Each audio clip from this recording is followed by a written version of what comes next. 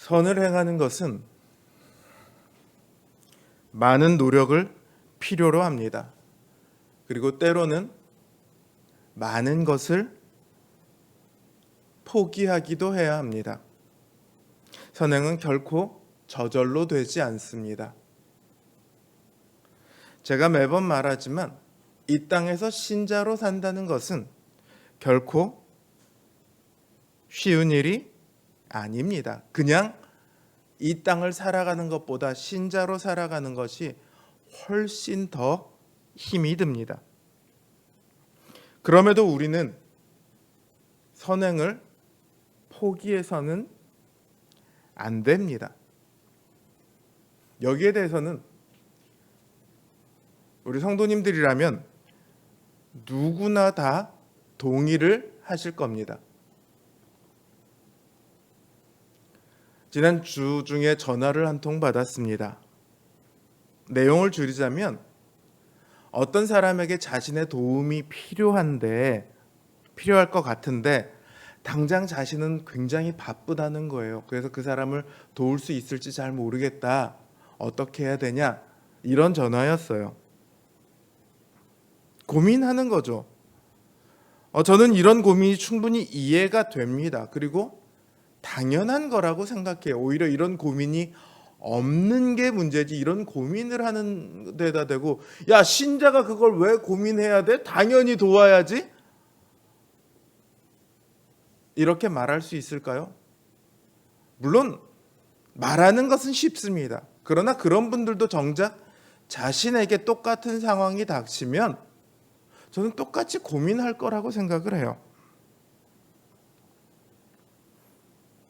신자가 이 땅을 살아가면서 가지게 되는 공통의 고민이 아닐까?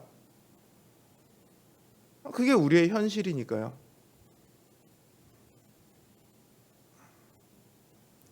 그러니까 우리에게는 과제가 생겨납니다. 어떤 과제냐? 우리의 현실 속에서 우리를 설득해야 돼요. 뭘 설득해야 되냐? 선행을 하기 어려운 그런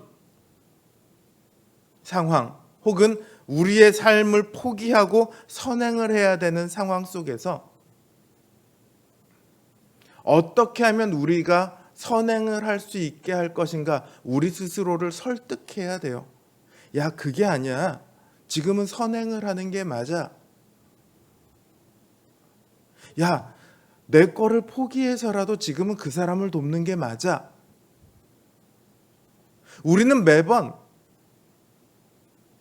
그 설득을 해야 하고 그 설득에 성공해야 합니다. 그래야지 선행을 할 수 있어요.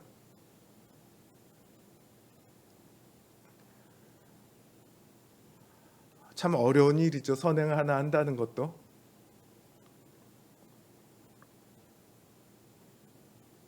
어떻게 하면 우리 자신을 더 잘 설득할 수 있을 것인가? 어떻게 하면 우리가 우리의 것, 우리의 시간, 우리의 현실, 이런 것들을 넘어서 선행이라는 결실을 맺을 수 있을 것인가? 오늘은 그 말씀을 드리고자 합니다. 우리가 선행을 하기 위해서는요, 가장 먼저 필요한 것은 우리가 누구인가를 알아야 합니다. 우리의 정체성을 우리가 명확하게 알아야 한다는 거예요. 한국 사람은요, 아무리 우리나라가 마음에 안 들어도요, 다른 나라와 관계되면, 특히 일본과 관계되면 애국자가 되곤 합니다.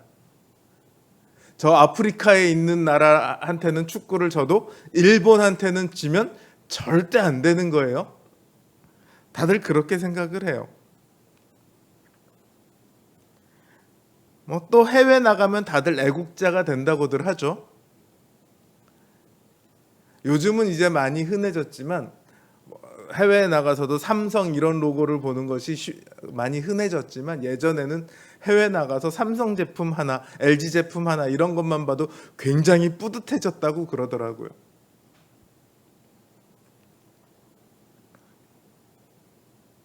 우리의 정체성, 그 정체성 중에서도 가장 중요한 것은 우리가 어디에 소속되어 있느냐 하는 점입니다.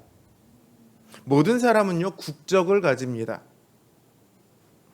우리나라는 이중 국적을 허용하지 않아요. 어려서는 이중 국적을 가질 수 있지만 병역법 때문에 만 24세가 되면 하나의 국적만을 선택해야 합니다. 그리고 특별한 이유로 그 이후에 국적을 2개를 가지게 되는 경우가 있습니다. 그런 경우에는 우리나라에서 살기 위해서는 그 외국의 국적을 우리나라에서 발휘하지 않겠다는 서약을 해야 한다고 합니다. 결과적으로 우리나라에서는 하나의 국적만 허용하고 있는 거예요. 우리가 잘 알고 있는 2000년대 초반에 인기 가수였던 유승준 씨가 군대를 가겠다고 했다가 한국 국적을 포기하고 미국 국적을 선택하죠. 그 이후로 우리나라에 들어오지 못하고 있습니다. 대부분의 사람은 이걸 당연하다고 여깁니다. 그는 우리나라 사람이라는 공동의 소속을 버리고 갔기 때문이죠. 어디에 소속되어 있는가?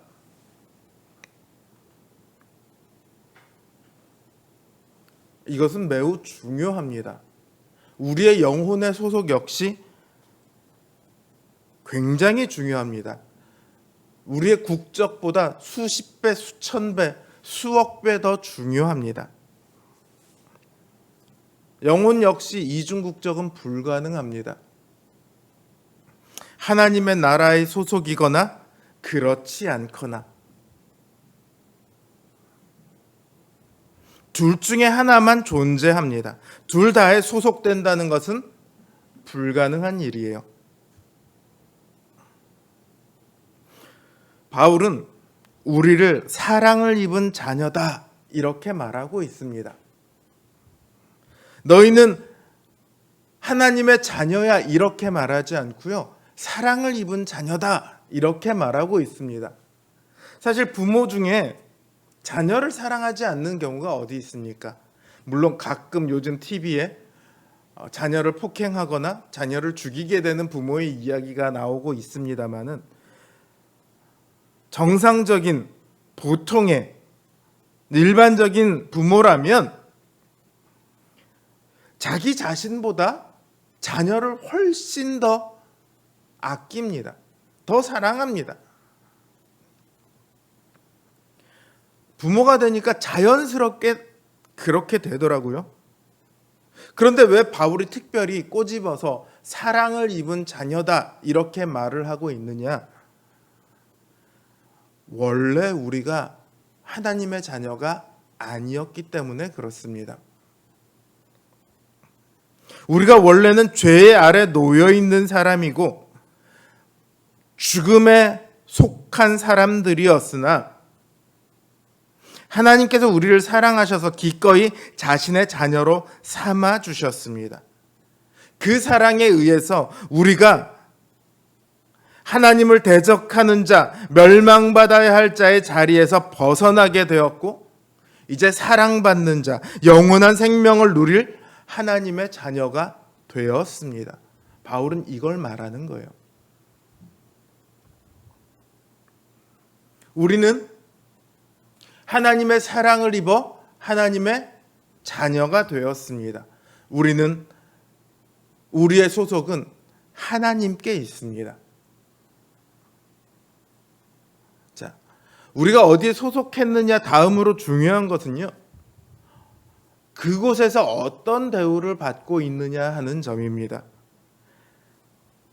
같은 단체에 소속되어 있다고 해도 어떤 사람은 만족도가 매우 높은가 하면 어떤 사람은 기회만 닿으면 단체를 나가려고 호시탐탐 기회를 보고 있는 사람도 있어요. 회사에서도 그렇잖아요. 누군가는 회사에서 인정받고 이렇게 계속해서 승진을 해 가는가 하면, 어떤 사람은요, 회사에서 전혀 인정도 받지 못하고 대우도 받지 못해서 그냥 어쩌지 못하고 회사를 다니는 사람들이 있어요. 이분들이 하는 얘기가 있죠. 에이, 그냥 돈 보고 다닌다. 이분들에게 회사는 전혀 재미는 없어요.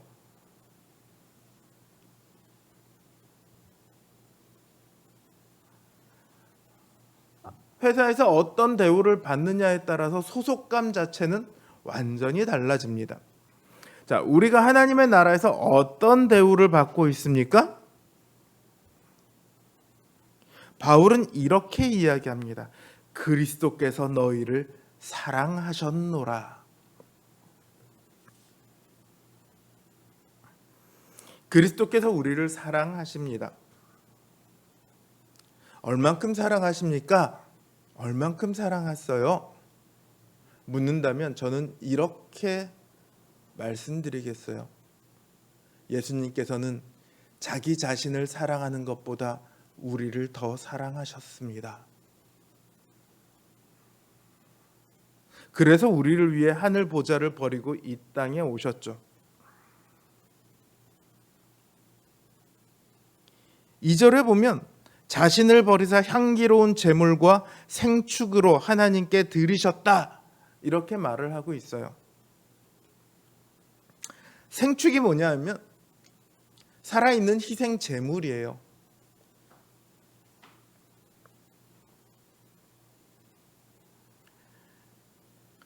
원래 죄에는 벌이 따릅니다.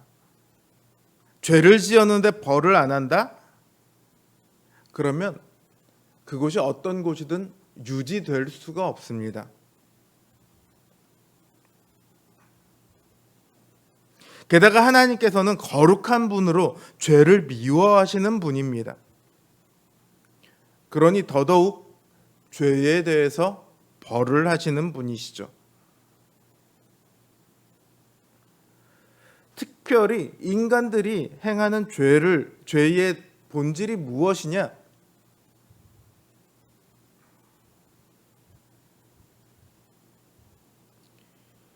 하나님께서 지으신 인간들이 하나님을 대적하는 것, 그게 바로 죄입니다. 거기에 왜 벌이 없겠습니까? 하나님의 진노가 쏟아집니다. 그 진노는 우리에게 영원한 형벌로 내려지게 되어 있습니다.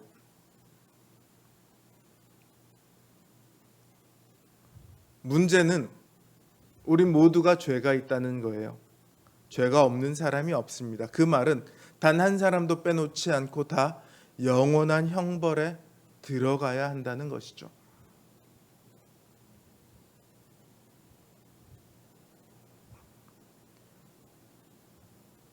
이 불행한 현실 속에서 우리에겐 참으로 다행하게도 예수 그리스도께서 우리를 사랑하셨습니다. 우리를 대신해서 우리에게 내려질 형벌을 받으셨습니다.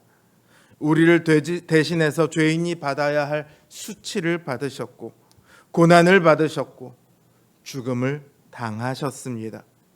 우리가 받아야 할 모든 진노를, 하나님의 진노를 예수님께서 대신해서 다 받아주셨습니다. 그게 바로 십자가입니다. 아무런 죄도 없으시고 거룩하신 그 하나님의 아들께서 인간을 위해 이 땅에 인간의 모습으로 오셔서 우리를 위한 희생 제물이 되셨습니다.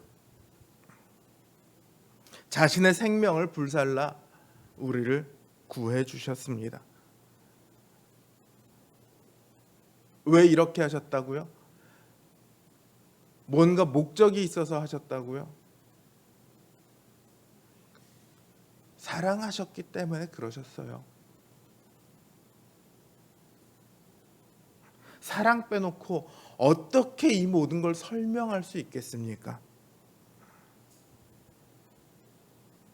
우리는 바로 이 사랑 위에 서 있습니다.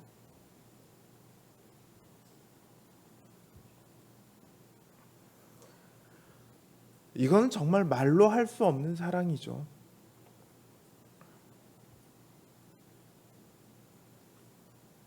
예수님이 누구를 위해 죽으셨습니까?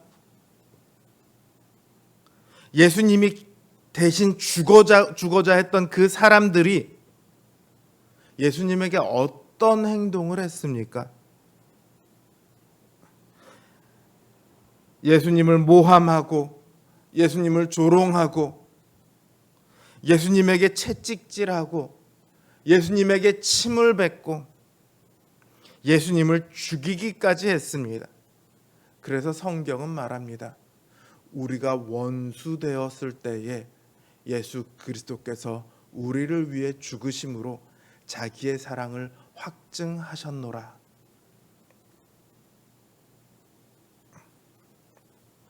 이 원수들까지도 사랑하셔서 죽으셨던 예수님께서 내 사랑은 이제 끝이야 그러셨을까요? 아니요. 이제 하나님의 자녀가 된 우리들에겐 예수님의 사랑이 더욱 끊이지 않겠죠. 예수님께서는 지금 이 순간도 우리를 사랑하시고 계시고 또 우리를 위해 하나님의 보좌 앞에서 우리를 위해 간구하고 계십니다. 애끓는 심정으로 그 긍휼하신 마음으로 여전히 우리를 위해 하나님 앞에 간구하고 계십니다. 우리가 흔히 성경에 나오는 이 긍휼이라는 단어가요, 창자가 끊어지는 고통을 수반하는 그런 마음이라고, 원래의 단어는 그런 의미예요.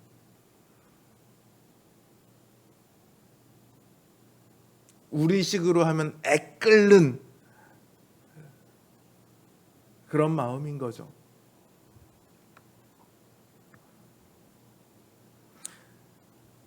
주님은 지금도 그렇게 애끓는 심정으로 우리를 사랑하고 계십니다. 우리는 그 어떤 것과도 비교할 수 없을 만큼, 도저히 상상할 수 없을 만큼의 사랑을 오늘도 받고 있습니다. 우리가 하나님의 자녀로서 이런 사랑을 받고 있어요. 그러하기에 우리는 이 사랑받은 자녀로서의 삶이 있습니다. 한국인에게는 한국인으로서의 삶이 있듯이 사랑받은 자녀에게는 사랑받은 자녀로서의 삶이 있습니다. 그래서 바울은 두 가지를 이야기합니다. 네가 하나님의 사랑을 받았느냐? 그러면 하나님을 본받으라. 네가 그리스도의 사랑을 받았느냐? 그렇다면 너희도 사랑 가운데 행하라. 이 두 가지를 이야기하고 있습니다.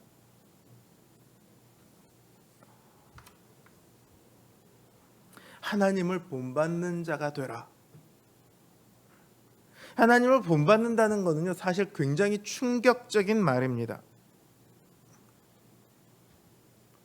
인간이 어떻게 하나님을 본받을 수 있어? 이런 불가능성이 아니라요. 인간은 하나님의 형상을 따라 만들어졌어요. 그러니 얼마든지 하나님을 본받을 수가 있죠. 다만 인간은 그 하나님을 본받는데 실패했습니다. 아담이 결국 하나님을 본받는데 실패했어요. 그는 하나님을 본받는 대신 누구를 따랐느냐? 마귀를 따랐습니다. 그는 마귀를 본받아 하나님을 의심했고 하나님의 말씀을 어겼습니다. 그는 자신의 뜻을 하나님의 뜻보다 더 앞에 세웠고 자기가 하나님의 자리에 서고자 했습니다.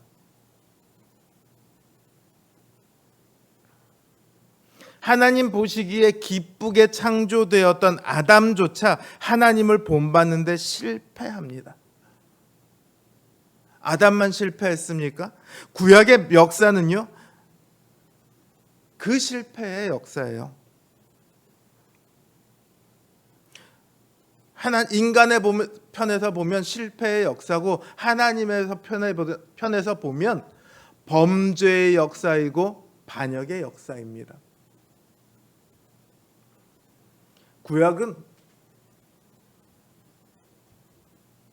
인간의 편에서 보면 배은망덕이란 어떤 것인가를 보여주는 가장 탁월한 책입니다. 구약의 처음부터 끝까지가 다 그 내용이거든요. 가장 사랑을 받았던 다윗을 볼까요? 다윗이 우리아의 아내 밧세바를 탐하기 위해 어떤 행동을 합니까? 충실한 신하였던 우리아를 전쟁에 내보내서 죽게 만듭니다. 또 가장 지혜로운 왕이요 가장 번영했던 순간의 왕이었던 솔로몬은 어떻습니까? 그는 결국 우상 숭배의 길로 빠져들기도 했었습니다. 또 광야길 한가운데서 40년 동안 이스라엘을 이끌어서 모든 전쟁의 위협과 굶주림의 위협과 목마름의 위협에서 그들을 지켜주었던 탁월한 지도자 모세는 어떤 대우를 받았습니까? 툭하면 모세에게 몰려가서 모세를 죽이려고 했습니다. 위나 아래나 할 것 없이 구약의 모든 역사는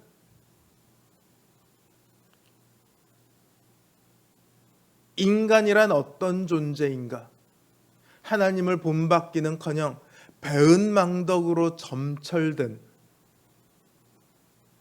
그런 역사를 보여주고 있습니다. 우리 옛말에 검은 머리 짐승은 거두는 게 아니다, 이런 말이 있어요. 사람은 배신을 잘한다는 거예요. 그게 우리나라 속담이니까 검은 머리 짐승이죠. 성경을 보면 모든 사람이라는 존재는 다 배은망덕합니다. 그러나 그럼에도 불구하고 그런 배은망덕한 존재인 사람들에게 하나님을 본받으라, 이렇게 말하고 있습니다. 바울이 인간이 어떤 존재인지 몰라서 그렇게 이야기하겠습니까? 그렇지 않죠. 자녀는요, 부모를 닮게 되어 있습니다. 게다가 사랑하면 더욱 닮고 싶어집니다. 일반적인 인간이 하나님을 본받는다는 것은 불가능한 일이죠. 그러나 하나님께서 우리를 자녀 삼으실 때 그냥 신분만 자녀를 삼아 주신 것이 아닙니다. 우리의 생각을 바꾸셨고 지식을 바꾸셨고 기질을 바꾸셨어요. 그리고 또 지금도 여전히 바꾸어 가고 계십니다. 하나님은 우리를 새 사람이다, 이렇게 부르셨어요. 이전과는 완전히 다른 사람, 그런 사람으로 부르셨고 또 그렇게 만들어가고 계십니다. 제가 로마서에서 계속해서 강조하고 있는 것 중에 하나가 성령님께서 우리에게 무엇을 하신다고요? 예수 그리스도를 닮게 만들어가고 있다고요.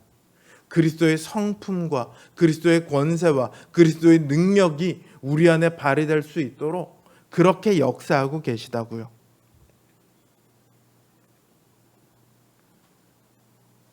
우리는 하나님의 자녀로 부름받았을 뿐만 아니라 하나님의 자녀로 만들어져 가고 있습니다.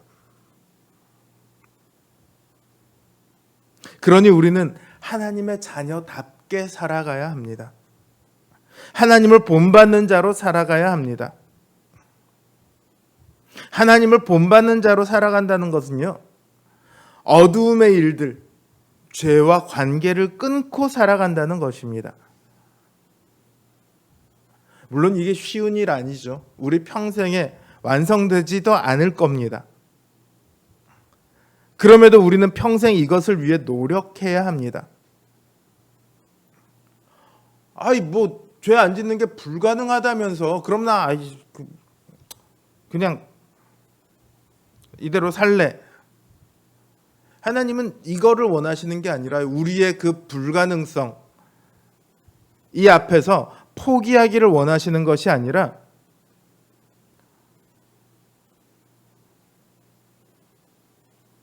도와주세요라고 말하기를 기다리고 계세요.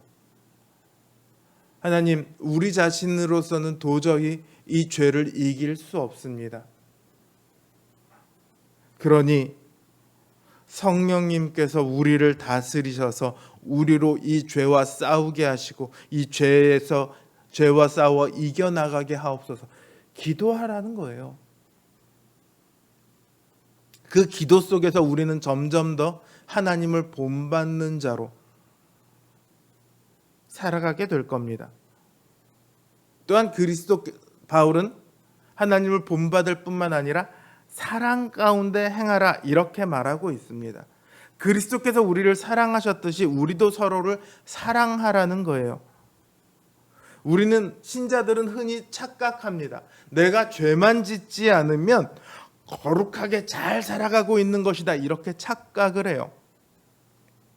내 죄에 대해서는 눈물을 흘리며 회개를 하지만 남을 돕지 않은 것에 대해서는 별로 그렇게 심각하게 여기지 않습니다. 하지만 마태복음 25장 예수님께서 다시 오셔서 양과 염소를 심판하시는 장면을 보면 결코 그렇지 않습니다. 염소들에게 너 왜 죄 지었어? 이렇게 얘기하시지 않아요. 너희는 내가 줄일 때 먹을 것을 주지 않았고 목마를 때 마실 것을 주지 않았고 병들었을 때와 옥에 갇혔을 때 돌아보지 않았다. 그렇게 말씀하십니다. 그러면서 그들을 영원한 형벌 가운데 던지시죠. 그들이 실제로 예수님을 만난 적은 없어요.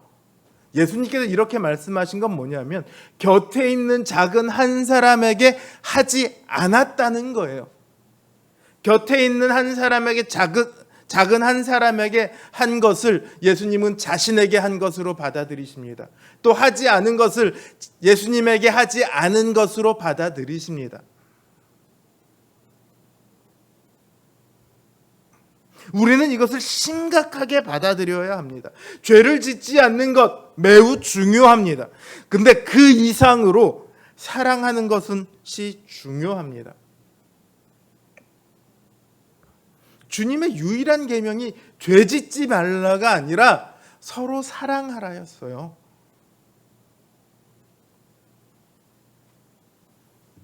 신자들은요, 죄 짓지 말라에 대해서는 그래도 좀 익숙합니다. 죄가 뭔지도 잘 알아요. 우리가 늘 죄를 지어왔으니까 왜 죄를 모르겠습니까? 죄 짓지 않기 위해서 노력도 많이 했어요. 그래서 우리는 죄 짓지 않는 일에는 어느 정도 익숙해요. 잘 되지는 않아도 그래도 뭐가 뭔지는 알아요. 어떻게 해야 될지는 알아요. 그런데 사랑하는 데는 너무 익숙하지 않습니다. 사실 우리가 살아나가는 세상은요, 사랑보다는 남을 깎아내리고 상처 주는 것에 훨씬 익숙한 세상이죠. 남의 것을 빼앗아야 잘 살 수 있는 그런 세상이죠. 그래서 우리에게는 참 사랑한다는 것이 어떻게 보면 낯설 수 있습니다. 익숙하지 않을 수 있어요. 그러나 우리 신자들은 세상 사람들은 경험해보지 못한 사랑의 경험을 가지고 있습니다. 세상 사람들은 알지도 못하는 용서를 우리는 경험해 보았습니다. 상상도 못할 긍휼을 입었습니다. 세상은 모르는 사랑을 적어도 우리는 알고 있습니다.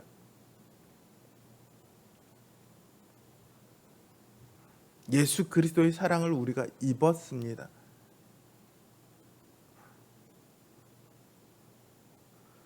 사랑을 입은 자들답게 사랑을 하며 살아야 합니다. 그리스도의 사랑을 우리의 삶으로 나타내며 살아야 합니다. 교회는요, 그리스도의 사랑으로 충만해야 합니다. 그런데 교회를 가보면요, 제 주변에 그런 분들이 많아요. 교회 다니다가 상처받아서 나 이제 교회 안 갈래요.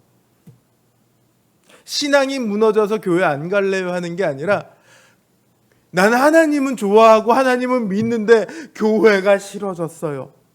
교회가 아파요. 그런 분들이 너무 많이 있어요. 왜요? 교회가 하나님을 닮아가고 그리스도의 사랑에 넘치는 것이 아니라 점점 세상을 닮아가고 있어서 그래요. 세상은 효율이 중요합니다. 얼마만큼 했냐, 이게 중요합니다. 교회는 그렇지 않아요. 우리가 얼마만큼 했냐를 가지고 하나님에게 부르심을 받은 것이 아니잖아요. 우리가 무언가를 했기 때문에 우리가 구원받은 게 아니라고요. 효율이라는 걸로 따지면 하나님의 아들이 죽으시는 게 어떻게 가당키나 합니까? 가장 비효율적인 얘기죠. 비교조차도 할 수 없는 그런 무게추가 한편으로 완전히 기우는 그런 일을 예수님께서 하셨다고요. 교회가 왜 효율을 따져야 합니까? 한 영혼이 천하보다 귀하다고 하시는 그 말씀이 결코 빈말로 하시는 게 아니라고요. 교회가 세상을 닮아가고 있어요. 뭔가를 더 많이 하는 사람, 이 사람들이 존중을 받습니다.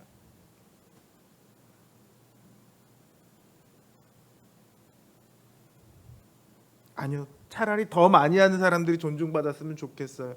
까놓고 이야기를 하면 돈 많은 사람이 장로가 되는 그런 세상이 되었어요. 그런 교회들이 되어버렸어요. 뭘 기대하고요? 헌금 많이 낼 거를 기대하고요. 그런 교회가 많죠. 교회는요, 그러면 안 돼요. 교회가 자신의 소속이 어디인지, 자기가 누구인지를 잃어버려서 그래요.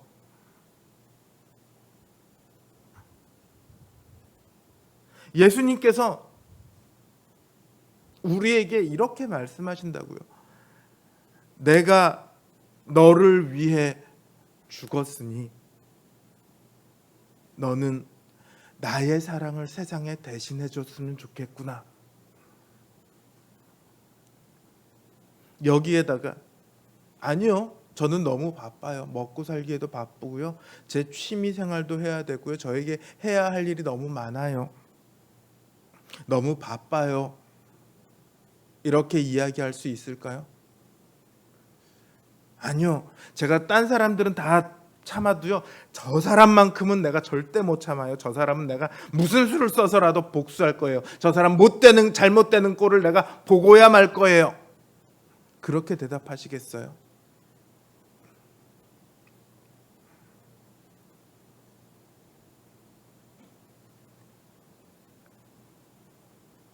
여러분, 우리가 누구인지를 깨달았으면 좋겠습니다.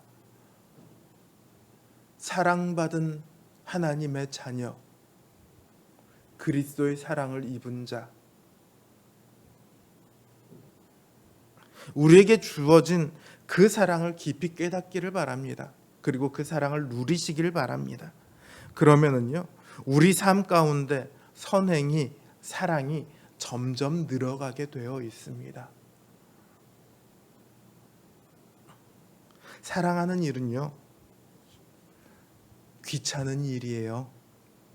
귀찮은 거를 무릅써야만 사랑을 할 수 있어요. 어느 책에서 봤는데 귀찮음의 반대말이 뭐냐? 나태함이래요. 귀찮음은 우리가 해야 할 무언가가 있다는 것이고요. 나태함은 해야 할 무언가가 아예 없는 거랍니다. 사전적 정의는 물론 아니죠. 근데 참 이 말이 저에게 와닿았어요.